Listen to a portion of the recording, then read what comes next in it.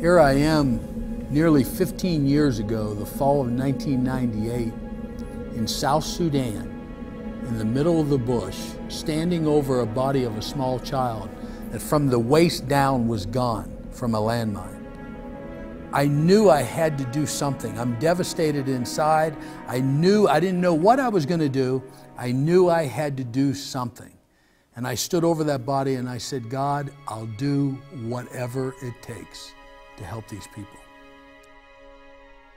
I get a lot of people, they say, well, Sam, why does it seem like you're always in conflict areas? And I think a lot of it goes back to my childhood. I started smoking dope at 11 years old. 13 years old, I was doing acid and hard drugs. 15 years old, I'm putting a needle in my arm, shooting up cocaine and heroin. It kept going deeper. I went into selling drugs, and I'm not talking about small amounts. I'm talking large amounts of drugs, and it kept going deeper until I became the shotgunner, a hired gun for drug deals. And then finally I was in a really bad bar fight, Orlando, Florida, and it turned out to be a shootout. And I almost lost my life that night, but you know, something happened that night. I knew somebody was going to kill me, and see, I don't have a problem with dying, but I got a problem with what I'm going to die for. And I knew if I kept on living the life I was going to die for some stupid reason. Well, on the way home that night, I said, God, I'm done living this life. 2 years later, I walked into a church, lifted my hands up and said, God, here I am. You know, the thing that I tell everyone is, even as a pastor now, I'll say sometimes, who here tonight wants to give your heart to Christ? You know, where you're sitting at right now, I want you to realize God don't want your heart. God don't want your heart. It's the first thing that He pulls out of you and He throws away, and He puts an all new heart in here. But what He wants is your feet, your legs, your arms, your hands, and most of all, He wants your past. Because see, your past and your entire body, your entire soul, your entire person, who you are, is what He can use to further build the kingdom of God. You might say, I don't quite understand. Listen, I was a rough guy, so now I can deal with rough people. God only took the heart out and put a new one in. One of the very first trips I went on was a 5-week mission trip. And I went into South Sudan to put roofs on a building for a guy. The guy was building these buildings. It was like a college. And while I was in there on the very first trip, we happened to went out into the villages where there was landmines. And all of a sudden that day, inside of this one village, we seen a body of a small child that stepped on one. It devastated me so much in my heart, I knew there was something I had to do. I didn't know what. I didn't have a plan at the time. I didn't have a budget at the time. I just knew there was something I could do. But I went back home to the States and I couldn't sleep. I couldn't hardly eat. All I could see in my memory was children that were starving. I started selling my camper. I had a fishing boat like a bass tracker. I started selling everything because nothing meant anything to me anymore. How could I have these things to go out and have fun, and there's literally people dying? 3 months later, I'm back in Africa. We started going into these areas that was heavy conflict areas, bringing in medicine, bringing in doctors. I mean, people that were from gunshot to broken legs, broken arms, down to worming people. I'd find areas that the children were literally going hungry, civilians were going hungry. I'd bring truckloads of food in, and every bit of money we could bring in, we would use to rescue people. I remember one day we were working the mobile clinic, we're driving through the bush. I mean, we're right in the middle of a hot area where there's all kinds of fighting going on, and God says to me, stop. You know, instantly I thought we were stopping in a war area in order to rescue some children. So I jumped out of the vehicle, I grabbed my AK, I cocked it, I started walking around. But as we were walking around, God said to me, this is where I want the children's village. I remember arguing with God. I says, God, do you know where we're at?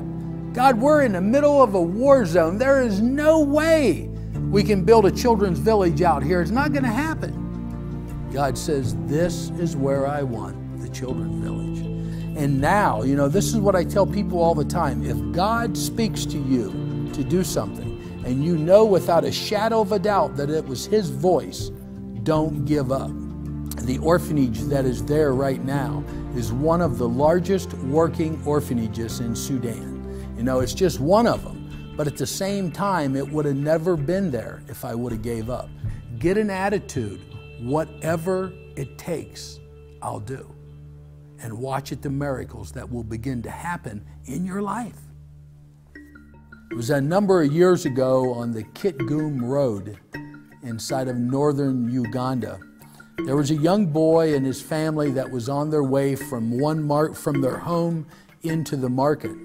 Well, anyways, they had an old pickup truck, and the entire family was in that old truck, and all the things they were going to sell at the market that day. Well, Joseph Kony and his band of bandits ambushed them on the road that day. This is the man that cuts the lips off of children, the ears off of children. But the big thing that he does to a lot of these children is he turns them into child soldiers. As they started killing the family that was in this vehicle, they killed the mother and they killed the father almost instantly. One little girl that was about 13 years old, the soldiers began to rape her. Then they started cutting brush. They started cutting brush down and throw the brush on top of her on the road and put kerosene on her. And they burnt this child alive in front of her younger brother, which was 5 years old, and her older sister, which was probably about 16, 17 years old at the time. Finally, the one sister seen that it was coming time for them to be next. She grabbed little Walter and she started running down the road. The soldiers began to shoot at her.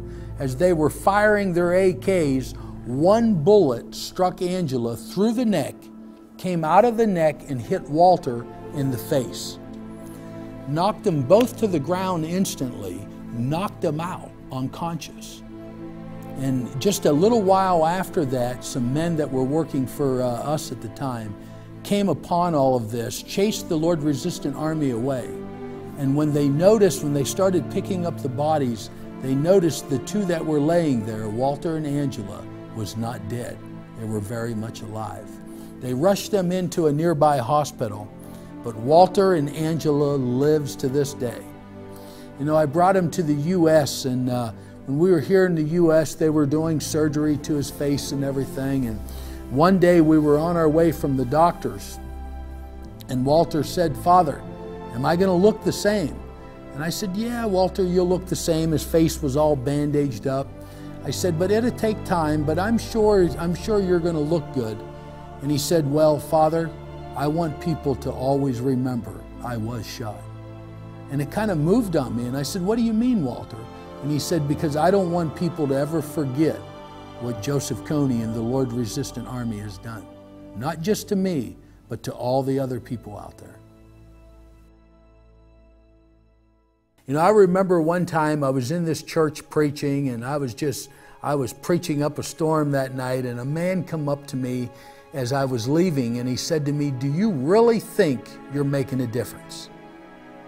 And I looked at him kind of funny, and he said, "Do you really think you're making a difference? You're sacrificing your family, you're sacrificing your wife. Are you really making a difference?"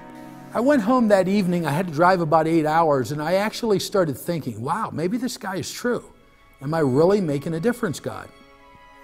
Well, I went back to Sudan, Africa, and I was in this one village, and this lady come running up to me, and she couldn't speak very much English, so I had to have somebody help to interpret. But she asked me, she said, "Pastor, do you remember me?" And I said, "No." And she says, "I'm the lady that you and your soldiers came into the village when they were cutting my breast off, and you rescued me."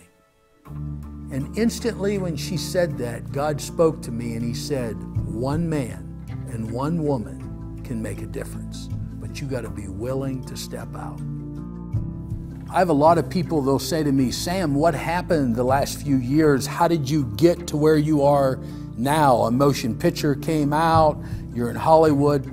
You know, it all come through being faithful, but where God opened up the door was in 2005. I was featured on Dateline NBC When I was featured that night on Dateline NBC, I sat at home watching it on my couch, and it showed me walking down a road, had a machine gun over my shoulder, and I started crying with my wife sitting on the couch, and I said, no one will ever call me again to preach. I went from preaching in churches of 50 or 100 to preaching in churches from 1,000 to 5,000 overnight. And then God just kept opening up more doors. People wanted me to write a book. People wanted me to do a movie, a documentary. Right now, we have 3 projects in Ethiopia. We have 3 projects in Uganda. We have the orphanage in South Sudan. We're getting ready to do some work in Somalia. This whole thing keeps growing and growing. So listen, what I'm trying to tell you is when you are steadfast to your call, God will keep growing that ministry. See, I don't put no limitations on what I'll do for God. God calls me to Africa, I'm going to Africa. God calls me anywhere around the world, I'm going to go. And you want to know something? God won't put no limitations on what He'll do for you.